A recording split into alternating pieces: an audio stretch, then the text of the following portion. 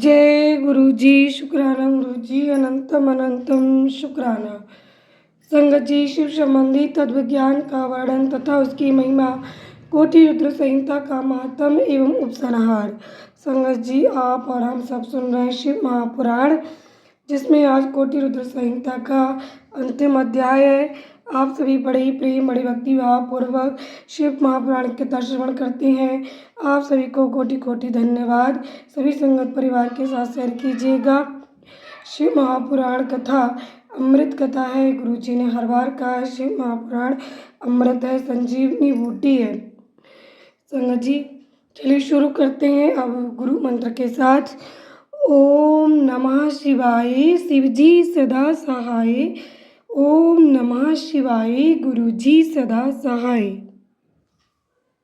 जय गुरु जी। शुक्राना गुरु जी। सूजी ने कहा, ऋषियों, मैंने शिव ज्ञान जैसा सुना है उसे वैसे बता रहा हूँ, तुम सब लोग सुनो। वो अत्यंत है और परम मोक्ष स्वरूप है। ब्रह्मा, नारद, सनकाद मुनि, व्यास तथा कपिल, इनके समाज में इन्हीं लोगों ने निश्चय करके ज्ञान का जो स्वरूप बताया है उसी को यथार्थ ज्ञान समझना चाहिए।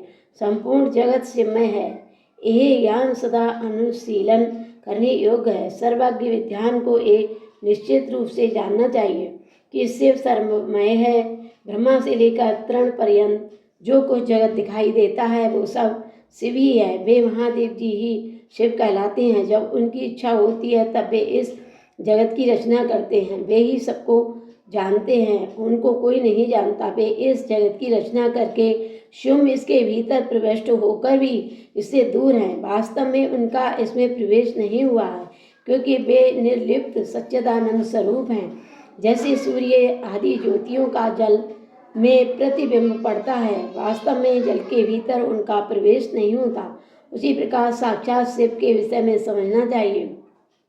वस्तुतः वे स्वयं ही सब कुछ है। मध्य भी अज्ञान है, क्योंकि शिव से भिन्न किसी दैत्य वस्तु की सत्ता नहीं है।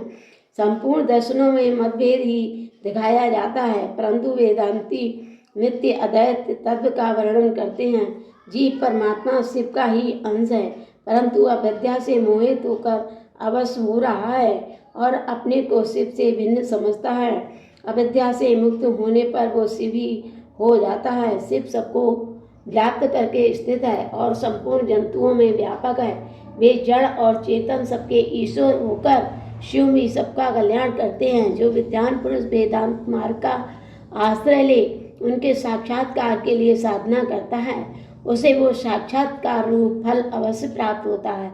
व्यापक अग्नि तत्व प्रत्येक काष्ठ में स्थित है, परंतु जो उस काष्ठ का मंथन करता है वही दिग्ध रूप से अग्नि को प्रकट करके देखता है। उसी तरह जो बुद्धिमान यहाँ भक्ति आदि साधनों का अनुष्ठान करता है उसे अवश्य शिव का दर्शन प्राप्त होता है, इसमें संशय नहीं है। सर्वत्र केवल शिव है, शिव है, शिव है, दूसरी कोई वस्तु नहीं है। वे शिव ब्रह्म से ही सदा नाना रूपों में व्यासित होते हैं। जैसे समुद्र, मिट्टी अथवा सुवर्ण ये उपाधि भेद से नाना तत्व को प्राप्त होते हैं, उसी प्रकार भगवान शंकर भी उपाधियों से ही अनेक रूपों में भासते हैं।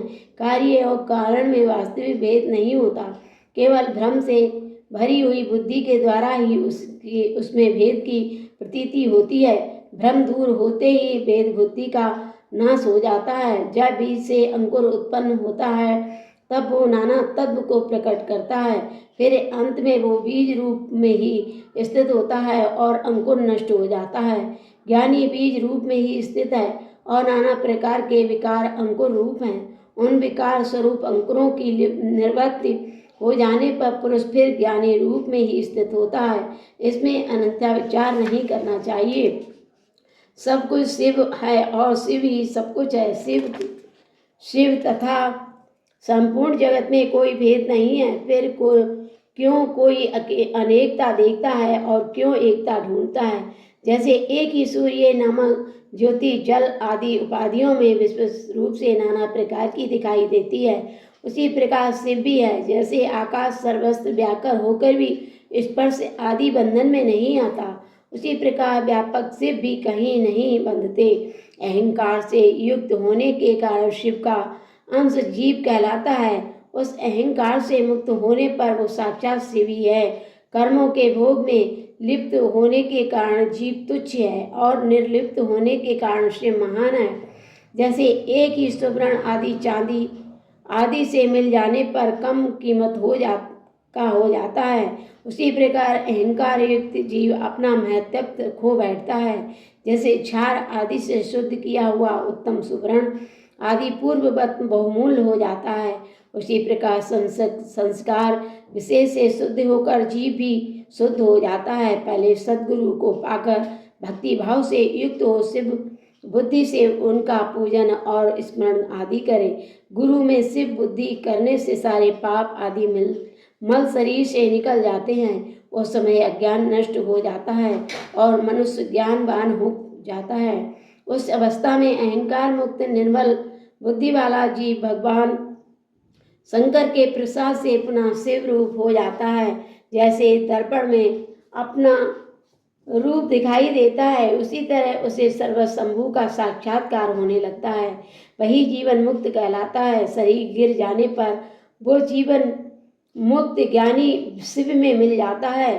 शरीर प्रारंभ के अधीन है, जो उसे देह के अपमान से रहित है, उसे ज्ञानी माना गया है।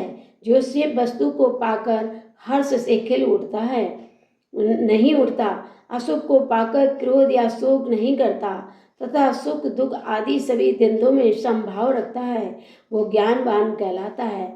आत्मचिंतन से तथा तत्व के विवेक से ऐसा प्रयत्न करें कि शरीर से अपनी प्रतित्व का बोध हो जाए।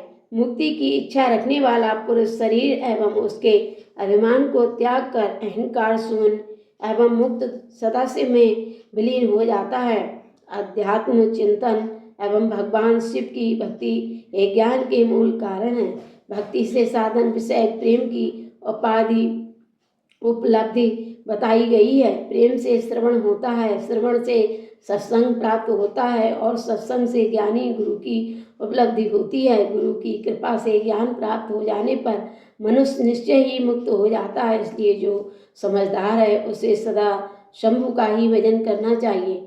जो अनन्य भक्ति से युक्त होकर शंभु का भजन करता है उसे अंत में अवश्य मोक्ष प्राप्त हो जाता है। अतः मुक्ति की प्राप्ति के लिए भगवान शंकर से बढ़कर दूसरा कोई देवता नहीं है। उसकी शरण लेकर जीव संसार बंधन से छूट जाता है।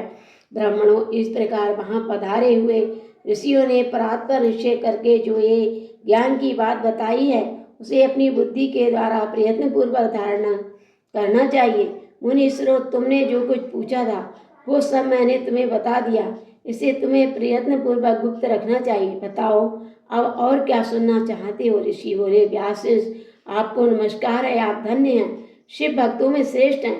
आपने हमें शिव तत्व संबंधी परम उत्तम ज्ञान का श्रवण कराया है। आपकी कृपा से हमारे मन की भ्रांति मिट गई है। हम आपसे मोक्षदायक शिव तत्व का ज्ञान पाकर बहुत संतुष्ट हुए हैं। सूर्य जी ने कहा, जो नास्तिक हो, श्रद्धाहीन हो और सठ हो, जो भगवान शिव का भक्त ना हो तथा इस विषय को सुनने की रुचि ना रखता हो, उसे इस तत्व ज्ञान का उपदेश नहीं देना चाहिए। व्यास जी ने इतिहास, पुराणों, वेदों और शास्त्रों में बारंबार विचार करके उनका सार निकालकर मुझे उपदेश दिया है। इसका एक बार श्रवण करने मात्र से सारे पाप भस्म हो जाते हैं। अभक्त को भक्ति प्राप्त होती है और भक्त की भक्ति बढ़ती है। दोबारा सुनने से उत्तम भक्ति प्राप्त होती है। तीसरी बार सुनने से मोक्ष प्राप्त होता है। अतः भोग और मोक्ष रूप फल की इच्छा रखने वाले लोगों को इसका बारंबार श्रवण करना चाहिए। उत्तम फल को पाने के उद्देश्य से इस प्राण की 5 आवृत्तियां करनी चाहिए। ऐसा करने पर मनुष्य उसे अवश्य पाता है, इसमें संदेह नहीं है, क्योंकि ये व्यास जी का वचन है। जिसने इस उत्तम प्राण को सुना है उसे कुछ भी दुर्लभ नहीं है।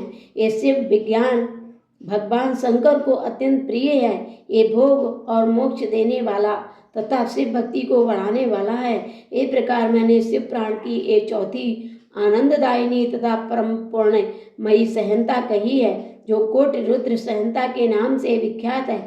जो पुरुष एकाग्र चित्त हो, भक्ति भाव से इसे सहनता को सुनेगा या सुनाएगा, वो समस्त भोगों का उपभोग करके अंत में परम गति को प्राप्त कर लेगा। ओम नमः शिवाय। शिव जी सदा सहाय। ओम नमः शिवाय। गुरु जी सदा सहाय। जय गुरु जी। संगत जी, आज का अध्याय यहीं पर समाप्त हुआ। आप और आपका परिवार सदा स्वस्थ, सुखी और समृद्ध रहे। कल से हम श्रवण करेंगे उमा संहिता। जय गुरु जी।